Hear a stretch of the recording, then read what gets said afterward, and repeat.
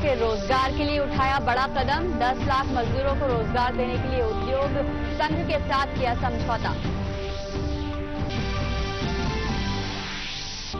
मौसम विभाग ने उत्तर पश्चिम भारत के कुछ हिस्सों में बारिश का जताया अनुमान। मौसम विभाग ने कहा 24 घंटे के भीतर पूरे देश को भीषण गर्मी से मिल सकती है राहत। केरल में 1 जून तक दस्तक दे सकता है दक्षिण पश्चिमी मानसून।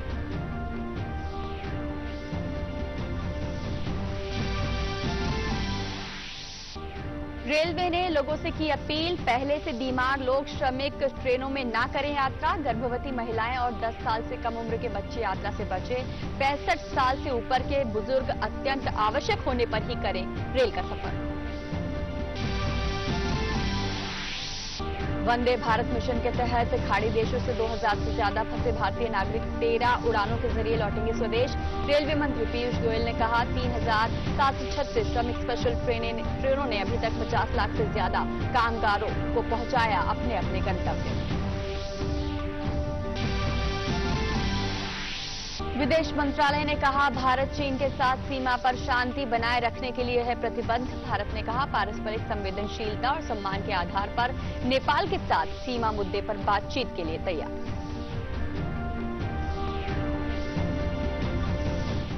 नमस्कार, समाचार अब विस्तार से। उत्तर प्रदेश सरकार ने दूसरे प्रदेशों से आए मजदूरों को प्रदेश में ही रोजगार देने की नीयत से उनकी स्किल मैपिंग कराकर एक डाटाबेस तैयार किया है। यही डाटाबेस अब उत्तर प्रदेश सरकार के लिए फायदेमंद साबित हो रहा है। सरकार का प्रयास है कि हर इंडस्ट्री में इन स्किल मजदूरों को काम मिले। उसका यह प्रयास सफल होता भी दिख रहा है। Indian industries association, national real estate development council, CII और उत्तर प्रदेश सरकार ने आज एक MOU पर हस्ताक्षर किए। इस मौके पर मुख्यमंत्री योगी आदित्यनाथ ने कहा कि हर हाथ को काम देना सरकार की प्राथमिकता में शामिल है।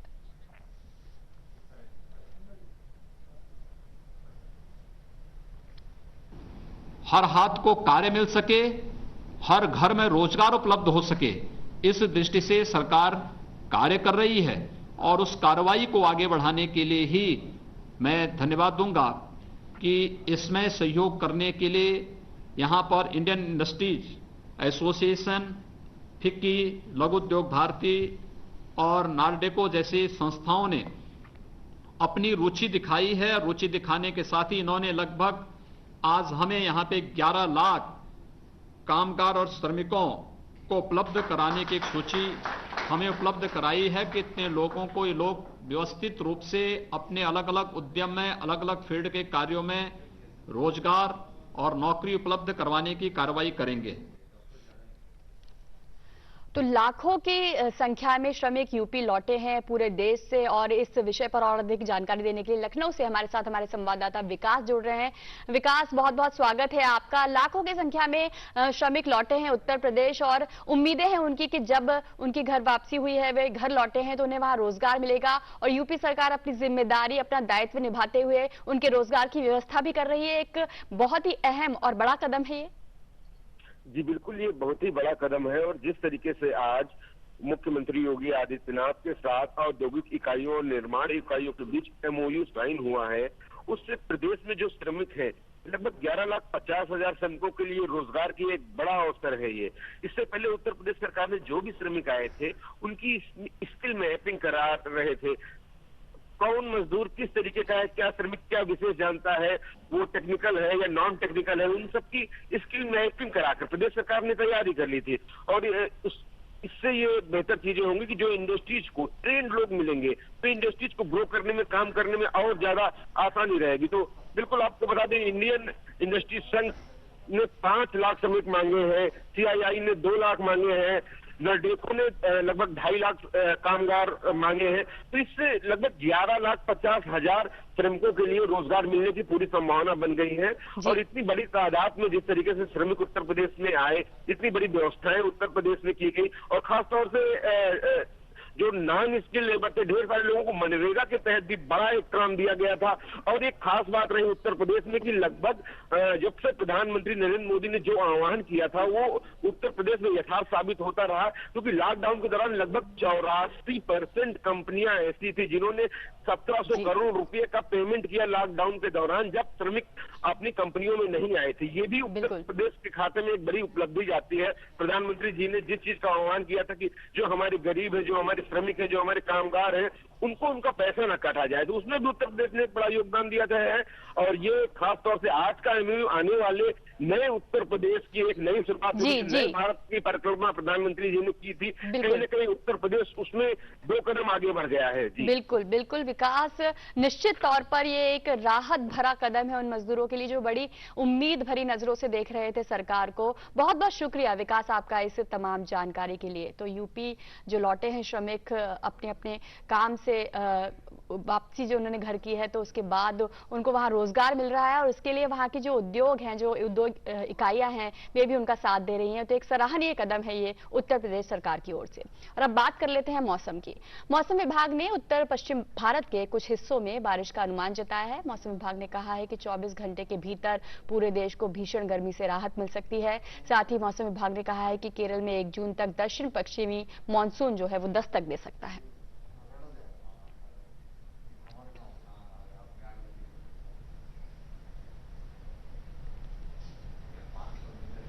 तो गर्मी से राहत मिलती दिख रही है लोगों को और मॉनसून की दस्तक देने की जो खबर है वो निश्चित रूप से अच्छी खबर है। भीषण गर्मी की चपेट में था पूरा भारत और लोग गर्म हवा के थपेड़ों से परेशान थे।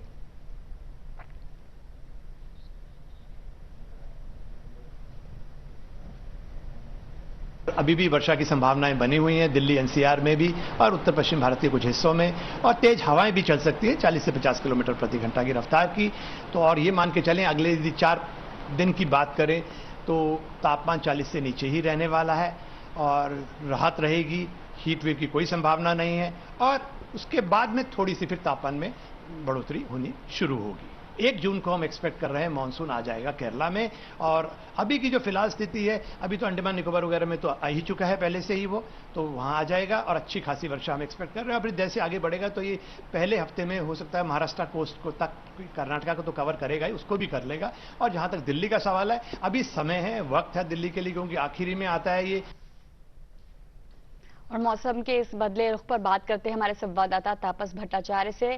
तापस, आपका बहुत बहुत स्वागत है। मौसम का रुख बदला है, गर्मी से निजात मिली है लोगों को और अब मानसून ने भी दस्तक देने की जो है खबर वो जोरों पर है। बिल्कुल रजनी, आपने सही कहा कि मौसम जो बदला है खासतौर से दिल्ली एनसीआर और नॉर्दर्न प्लेन्स पे, क्योंकि जब साइक्लोन अम्फन आया था उसके बाद से मॉइस्चर जो था आसपास के इलाकों में, नॉर्थर्न एरिया से लेकर आसपास के इलाकों में वो निकल आया था, तो इस वजह से जो तापमान था वो बहुत ज्यादा बढ़ गया था। लेकिन इसके बाद अगर हम देखें तो वेस्टर्न डिस्टर्बेंस के चलते पहले से ही आईएमडी बता रहा था कि ये जो हीट वेव है ये तब जाएगा जब वेस्टर्न डिस्टर्बेंस 28 तारीख से लेके 30 तारीख तक इसका एक चलेगा। तो उस बीच में दिल्ली वासियों को और दिल्ली से सटे आसपास के जो जगह हैं, नॉर्थर्न प्लेन्स हैं, दिल्ली एनसीआर है, वहां पे जो लोग हैं उनको बहुत ज्यादा उससे फायदा मिलेगा। तो ये कल रात से ही जो तापमान है, कल से इनफैक्ट जो तापमान है उसमें गिरावट देखने को देखी गई है और इस वजह से इस वक्त हीट वेव नहीं चल रहा है। गर्मी है हल्की, लेकिन बूंदाबांदी और बारिश कल हुई है और आज और कल दोनों दिन उसके होने की संभावना है। ये तो रही बात हीट वेव और दिल्ली के। अगर हम साउथ वेस्ट मानसून की बात करें, ये काफी अहम है खासतौर से भारत जैसे देश के लिए जहाँ पे एग्रीकल्चरल इकोनॉमी है, बहुत ज्यादा एक इम्पोर्टेंस रखता है मानसून, क्योंकि 4 महीने का मानसून सीजन है। जो ज्यादातर जो खेती होती है भारत में वो इसी मानसून के पानी से होती है।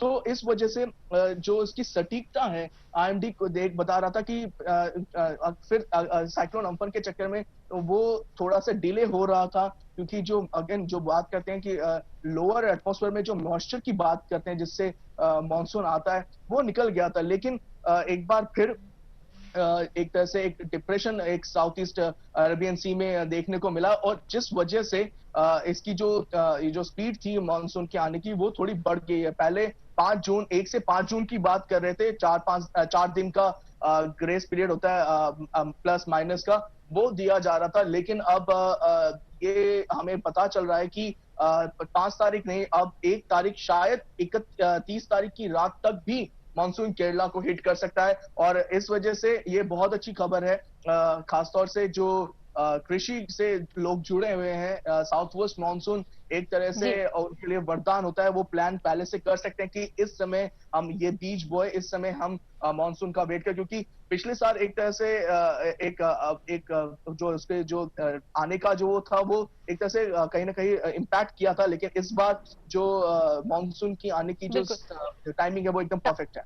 तापस, मानसून के आने की खबर तो हमें मिल गई है। आपसे ये जानना चाहेंगे कि अभी उत्तर भारत में, खासकर दिल्ली और आसपास के इलाकों में, पूरे यूपी में जिस तरीके का मौसम बना हुआ है, वो मौसम कब तक रहने वाला है? मानसून जो है वो केरला में 1 जून को हिट करेगा, उसके बाद कैसा मौसम पूरे ही भारत में रहने वाला है? क्या ये जो बारिश का मौसम बना हुआ है अगले कुछ दिनों तक रहने वाला है, या फिर उसके बाद फिर से भीषण गर्मी हमें झेलनी पड़ सकती है? रजनी, हम नॉर्थ में रहते हैं, दिल्ली के आसपास। तो मई जून का जो महीना है, दिल्ली वासियों को और आसपास के लोगों को काफी दिक्कतें होती है। गर्मी की मार उनको हर साल झेलनी पड़ती है, तो कोई नई बात तो है नहीं। लेकिन हाँ, जो भयंकर हीट वेव चल रहा था पिछले 1 हफ्ते से, उससे जरूर कहीं ना कहीं निजात जरूर मिली है। और ये 2-3 दिन चलेगा। 30 तारीख तक वेस्टर्न डिस्टर्बेंस रहने की उम्मीद है। तो ये वेस्टर्न डिस्टर्बेंस के चलते ये जो विंड एक्टिविटी जो दिल्ली में बीच में विंड एक्टिविटी ऑलमोस्ट नेग्लिजिबल हो गई थी, वो एक तरह से पिकअप किया है। बारिश होनी है, बारिश होगी, 2 दिन और बारिश होने की संभावना है। और मीडियम से एक तरफ से मीडियम तरह का जो रेनफॉल है वो होने की उम्मीद है। तो 2 दिन तक दिल्ली वासियों को, दिल्ली के आसपास के लोगों को एक तरह से सुकून मिलेगा। एमपी, आप एमपी से हैं, एमपी में भी एक तरह से हीट, बहुत गर्मी की मार थी। लेकिन वहां पे भी हम देख पाएंगे कि इस वक्त ये 30 तारीख तक यूपी, एमपी, हरियाणा, पंजाब, इन जगहों पे कहीं ना कहीं जो भीषण गर्मी, जो लू की स्थिति चल रही थी, उसमें काफी एक तरह से लोगों को राहत मिलेगी। वहां पे लोगों को बारिश देखने को मिलेगी और 2 दिन उनको एक अच्छा जो वेदर है वो देखने को मिलेगा। तो भीषण गर्मी से पूरे ही देश को राहत मिली है और अच्छी खबर यह है कि 1 जून तक मानसून जो है वो केरला को हिट करेगा। बहुत बहुत शुक्रिया तापस आपका इस तमाम जानकारी के लिए। और वंदे भारत मिशन का दूसरा चरण जारी है। दूसरे चरण में 1 लाख भारतीयों की वतन वापसी का लक्ष्य है। अभी तक 45,000 से ज्यादा लोग स्वदेश पहुंच गए हैं। वंदे भारत मिशन के तहत खाड़ी देशों से 2,000 से ज्यादा फंसे भारतीय नागरिक 13 उड़ानों से आज स्वदेश लौटेंगे। संयुक्त अरब अमीरात के दुबई से 6 उड़ानें जयपुर, कोच्चि, कन्नूर, हैदराबाद, कोझिकोड और तिरुवनंतपुरम के लिए निर्धारित हैं। इसके अलावा अबू धाबी से कोझिकोड और तिरुवनंतपुरम में फंसे हुए भारतीयों को लेकर उड़ानें स्वदेश लौटेंगी। सऊदी अरब से 2 विमानों के जरिए भारतीयों को वापस लाया जाएगा, जिसमें रियाद से एक उड़ान श्रीनगर पहुंचेगी और जेद्दा से कोझिकोड दूसरा विमान भारतीयों को लेकर लौटेगा। कुवैत से अहमदाबाद और कोझिकोड के लिए 2 उड़ानें निर्धारित है। ओमान के मस्कट से कोच्चि और कतर की राजधानी दोहा से कन्नूर के लिए विमान फंसे हुए भारतीयों को लेकर उड़ान भरेगा। फंसे हुए कामगारों, पर्यटकों, गर्भवती महिलाओं, चिकित्सा आपात वाले व्यक्तियों और बुजुर्गों को वरीयता दी जा रही है। तो पूरी ही दुनिया से भारतीय लौट रहे हैं, स्वदेश वापसी हो रही है और इसी विषय पर बात करते हैं अपने संवाददाता अरुण से। अरुण जो इस मामले पर पूरी बारीकी से नजर रखे हुए हैं। अरुण, स्वागत है आपका। वंदे भारत मिशन का एक नया चरण शुरू हो गया है, उसे विस्तार दिया गया है और अब सुदूर देशों में जो भारतीय हैं उनकी भी घर वापसी, उनके भी स्वदेश वापसी जो है वो तय हो गई है।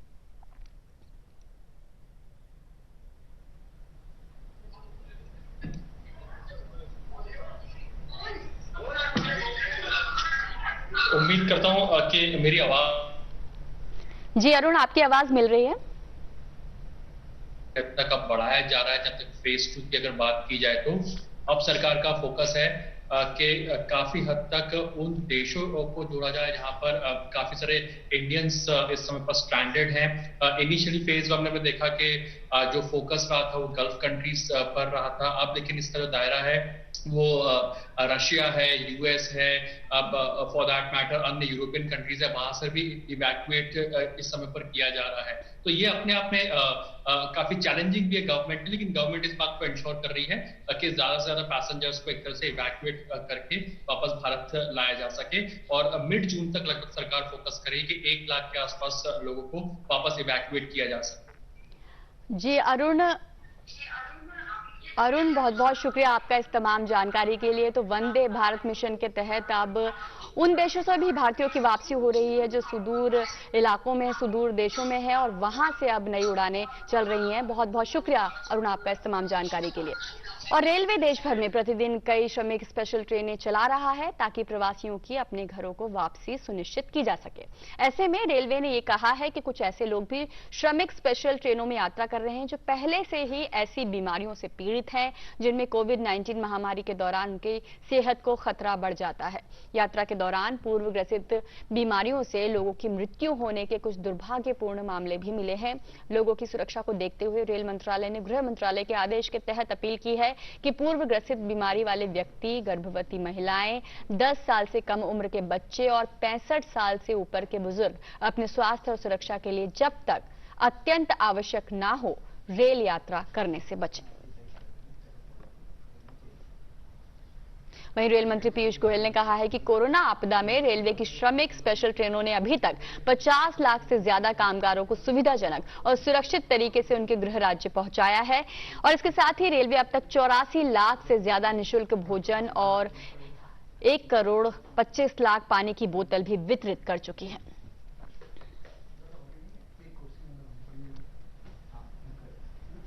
केंद्रीय मंत्री अनुराग ठाकुर ने कहा है कि श्रमिकों के मामले में राज्यों को और अधिक संवेदनशीलता से काम करना चाहिए। केंद्र सरकार श्रमिकों को हर संभव मदद मुहैया करा रही है।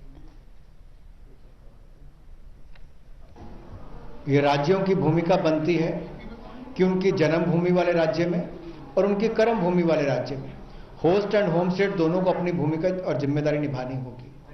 अगर केंद्र सरकार 85% पैसा रेलवे किराए का खर्च कर रही है और मुफ्त में खाने का और पीने की व्यवस्था ट्रेन में कर रही है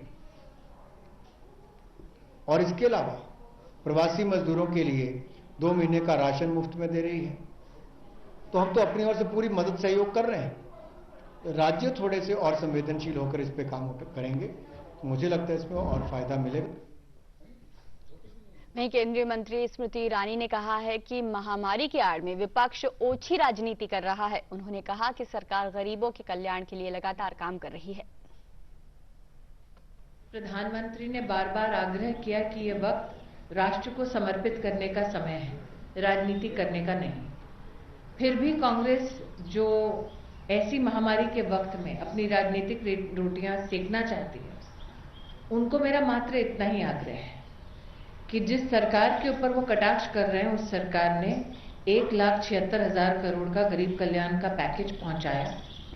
उनकी अपनी प्रदेश की सरकारें इस बात की गवाह हैं कि गरीब के घर तक न सिर्फ 3 महीने का बल्कि जो हमारे प्रवासी मजदूर हैं उनके लिए और भी राशन की सुविधा इसी सरकार ने मुहैया कराई। ट्रेन, बसेस, प्लेन्स के माध्यम से चाहे हिंदुस्तानी किसी नागर विमानन महानिदेशालय ने विमानन कंपनी स्पाइस जेट को तेजी से और किफायती तरीके से दवा और जरूरी चीजें, ई-कॉमर्स सामग्रियों को पहुंचाने के लिए ड्रोन ट्रायल की अनुमति दे दी है। ड्रोन की मदद से देश के सुदूर इलाकों में आवश्यक सामग्रियों को पहुंचाने में अब मदद मिलेगी।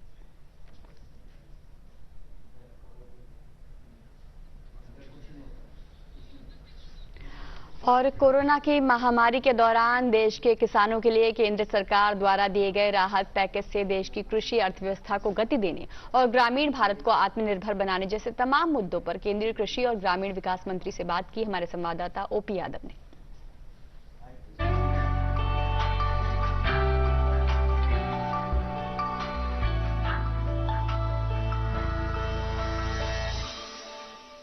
कोरोना वायरस की महामारी से देश की अर्थव्यवस्था को बूस्टअप करने के लिए सरकार ने 20 लाख करोड़ रुपए का पैकेज जारी किया है।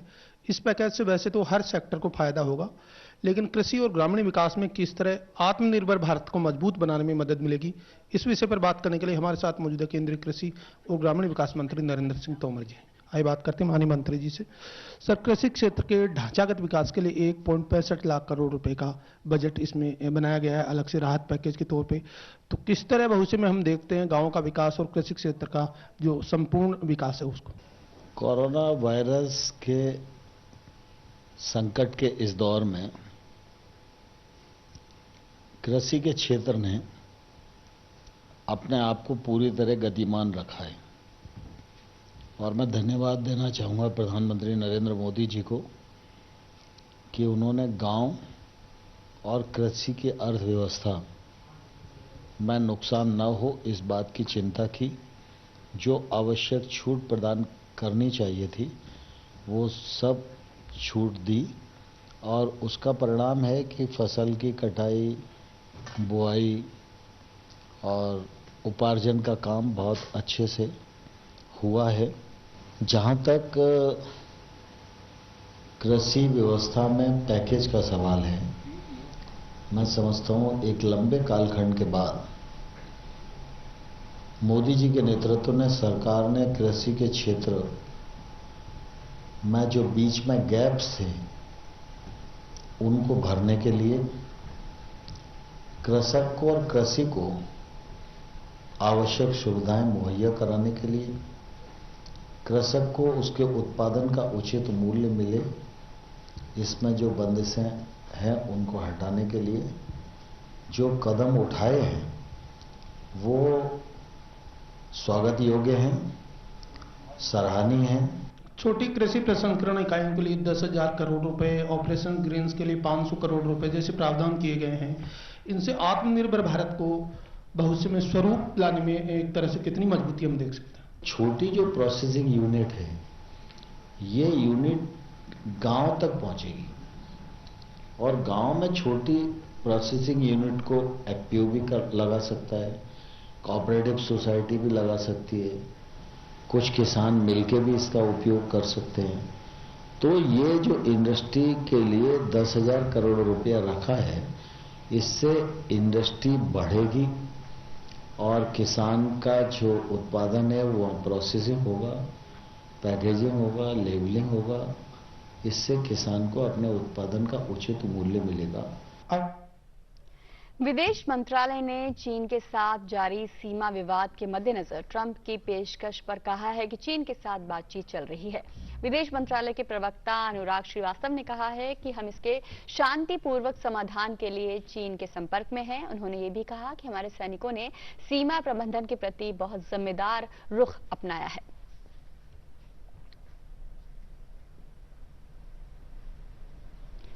भारत ने कहा है कि वो पारस्परिक संवेदनशीलता और सम्मान के आधार पर नेपाल के साथ सीमा विवाद सुलझाने के लिए भी तैयार है।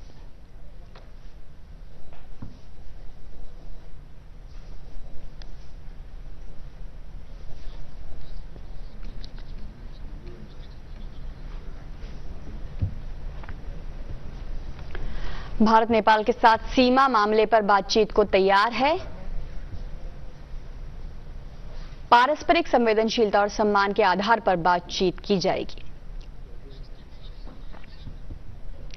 और टिड्डी दल का बड़ा हमला जो भारत में हुआ है उससे कई राज्य बुरी तरह से प्रभावित हो रहे हैं।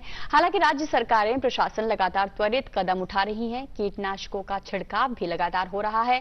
प्रभावित राज्यों में टिड्डी निरोधक कार्यालय खोले गए हैं। तालमेल के साथ सर्वेक्षण और नियंत्रण अभियान चल रहे हैं।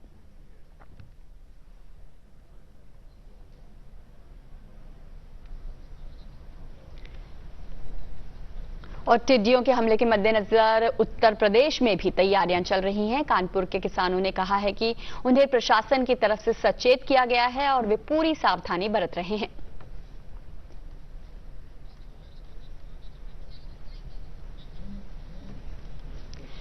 और पूरे ही भारत में इस टिड्डी दल ने अपना प्रकोप मचाया हुआ है। हमारे साथ हमारे संवाददाता जयपुर से जुड़ रहे हैं विशाल। विशाल, स्वागत है आपका। टिड्डी दल ने पूरे ही भारत में, खासकर यूपी और इसके आसपास के जो इलाके हैं, राजस्थान है, वहां पर इसका कहर देखा गया है। क्या हालात अब राजस्थान में है? देखिए रजनी, 11 अप्रैल को टिड्डी दल पाकिस्तान से श्रीगंगानगर और जैसलमेर होते हुए पूर्वी राजस्थान तक पहुंच गया है और ये पहली बार है 25 सालों में इतना भयानक ये हमला हुआ है। और ये नॉर्मली आते हैं जुलाई से अक्टूबर के बीच में, लेकिन इस बार गर्मियों में ही आ गए। इस बार रबी की फसल काटी जा चुकी है, इसलिए फसलों को ज्यादा नुकसान नहीं है, लेकिन फल और सब्जियों पर ये टिड्डियां जबरदस्त अटैक कर रही हैं।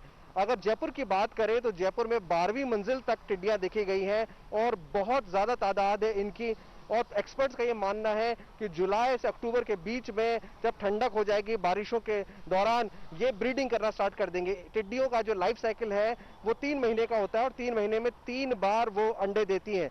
तो ऐसे में अगर उनको कंट्रोल नहीं किया गया तो इनकी तादाद 40,000 से 40 मिलियन से 80 मिलियन तक जा पहुंचेगी और 10 लाख के बराबर होता है 1 मिलियन। तो अभी से काफी मुस्तैदी बरतनी पड़ेगी। केंद्र और राज्य सरकार समन्वय बनाकर अभी से रोकथाम कर रहे हैं। अगर राजस्थान की बात की जाए तो 20 से ज्यादा जिले इससे प्रभावित हो चुके हैं और राजस्थान के अंदर पहले से ही ट्रैक्टर से स्प्रे किया जा रहा है, लेकिन चूंकि इनकी हाइट ज्यादा है इसलिए जयपुर में अब ड्रोन भी तैनात किए गए हैं और रात के वक्त ज्यादा ये इफेक्टिव होता है क्योंकि दिन में टेम्परेचर भी ज्यादा होता है। रात को टिड्डियां जो है वो पेड़ों से उतरकर जमीन पर आती हैं और ड्रोन के जरिए 1 घंटे के अंदर 1 एकड़ इलाके में स्प्रे करके उनको मारा जा सकता है। तो तमाम प्रयास किए जा रहे हैं, लेकिन इतना मैं आपको बता दूं कि अगर बारिशों तक इन पर कंट्रोल नहीं पाया जा सका तो फिर ये बहुत बड़ी चुनौती बन जाएंगे, खासतौर से किसानों के लिए।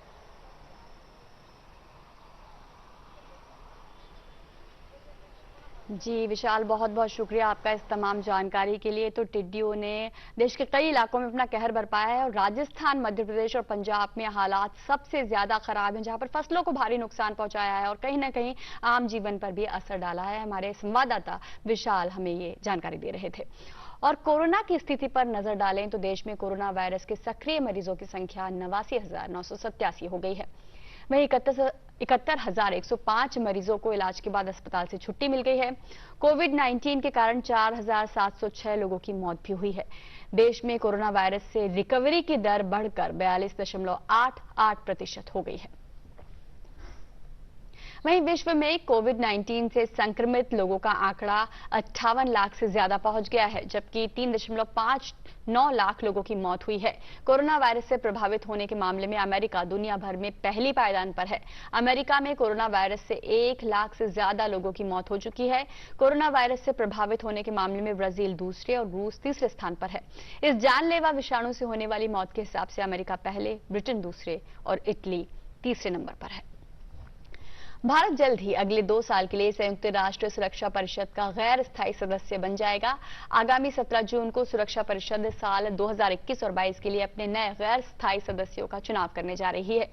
एशिया पैसिफिक देशों ने पिछले साल जून में ही संयुक्त राष्ट्र सुरक्षा परिषद में गैर स्थायी सदस्यता के लिए भारत की उम्मीदवारी का समर्थन किया था। एशिया प्रशांत समूह के 55 सदस्यों में चीन और पाकिस्तान भी शामिल हैं। हर साल 193 सदस्यीय महासभा सुरक्षा परिषद में 2 साल के कार्यकाल के लिए 5 गैर स्थायी सदस्यों का चुनाव करती है। परिषद के 5 स्थायी सदस्य चीन, फ्रांस, रूस, ब्रिटेन और अमेरिका हैं। तो इस बुलेटिन में फिलहाल इतना ही। हमें दीजिए आज्ञा। नमस्कार।